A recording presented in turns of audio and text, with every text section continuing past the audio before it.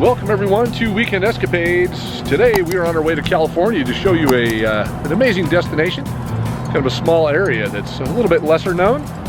But on the way we stopped by a location, 7 Magic Mountains, and you can see that behind us over here. We're going to take a closer look. We've never been here before. We've only seen it along the roadside, so we're going to take a closer look and give you some details about this location. Come along with us. Here we go.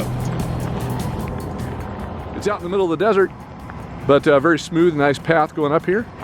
You can see it looks like they've got a couple of hoists, like maybe they've done some painting or they're doing a little bit of remodeling on these. They've got them wrapped in some plastic. And there's a few people here, about 8:30 in the morning. Get here a little bit early. There's a whole busload of people that pulled up. And out there in the middle of the desert, they're taking a tremendous amount of photos. Looks like everybody's in gowns and has sashes on, like maybe they're pageant models or something like that. But anyway, whole bunch of people over there.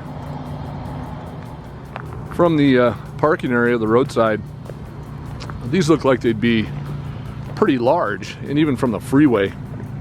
But the closer you get, they're massive.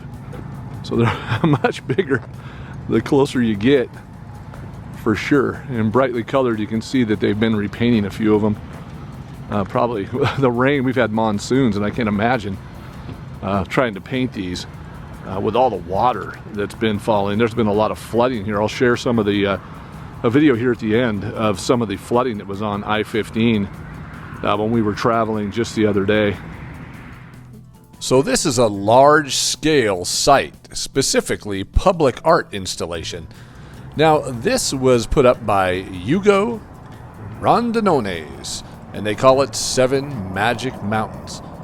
Now, this is just off the Interstate 15, approximately 10 miles south of Las Vegas, and it is comprised of 7 towers of colorful stacked boulders standing more than 35 feet high. Now, this is an interesting location, and again, it was all covered in plastic, and definitely something to take a look at. Heading south we go. This is Terrible's Hotel and Casino, and it's closed. The Gold Strike Hotel and Gambling Hall was also located here in Jean, Nevada, 13 miles north of the California state line. This was opened in 1987 and closed in 2020.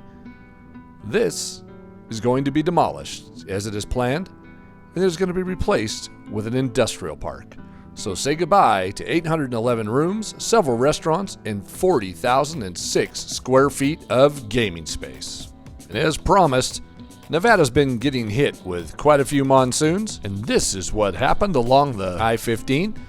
As we're driving along the highway, this was just a couple of days prior, and this is what happened. The road was completely covered in water running across the road, and the navigating of this, you couldn't even see the road. It's just nothing but water, about a foot deep. Pretty crazy to see out in the middle of the desert, as this just hits you, well, like a wall of water. And a wall of water it was, as you can see it running through the desert here. So I'm going to make a reference to Fallout New Vegas one more time.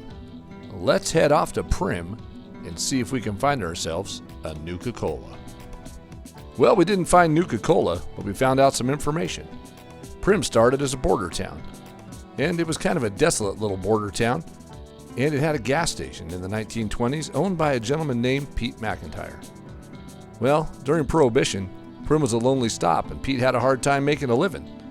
So, as underground alcohol sales were very profitable, he resorted to bootlegging, and he built caves where he cooked it up, and he kept all of his moonshine, and he became known as Whiskey Pete. And hey, guess what? That's what that roadside attraction's called, Whiskey Pete's. And this hotel and this giant roller coaster you're looking at is Buffalo Bill's Resort and Casino. It was opened in 1994, and it's home of the Desperado roller coaster, a zone arcade, a restaurant, a movie theater, and the Star Desert Arena. And it's closed, and it doesn't look like it's going to reopen.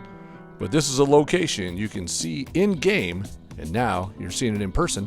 And it also has a tram. They say that it used to haul up to 1,200 people per hour in any given direction. So about every 5 minutes, it had a transport that would go from one casino over the I-15 to the other. This is a tremendous location, and it's very visible from the freeway, but it just sits there with no activity at all. Now, the Desperado is the 7th longest roller coaster in the world. The track length is 5,843 feet.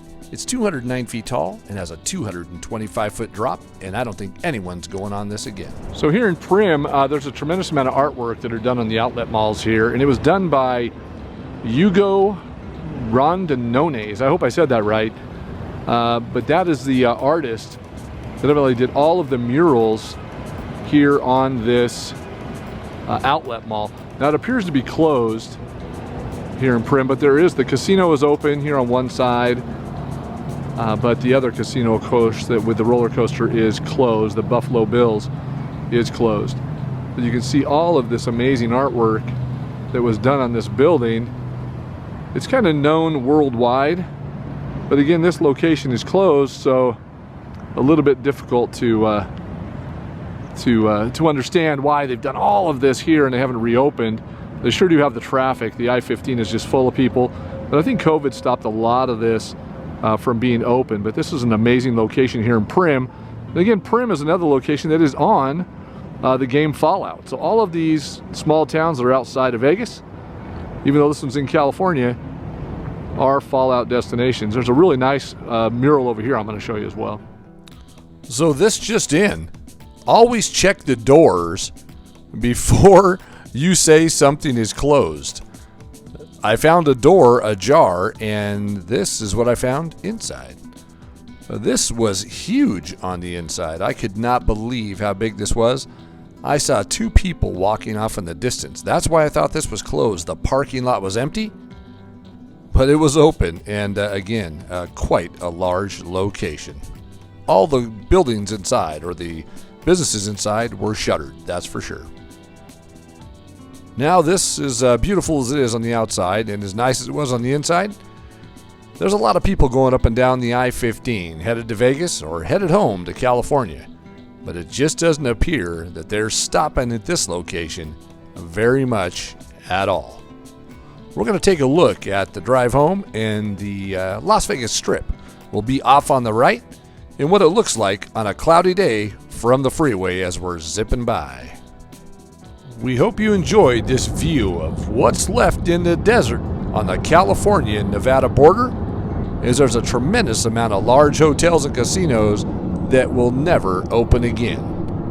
And until our next adventure, goodbye from Weekend Escapades, and we'll see you in the next one.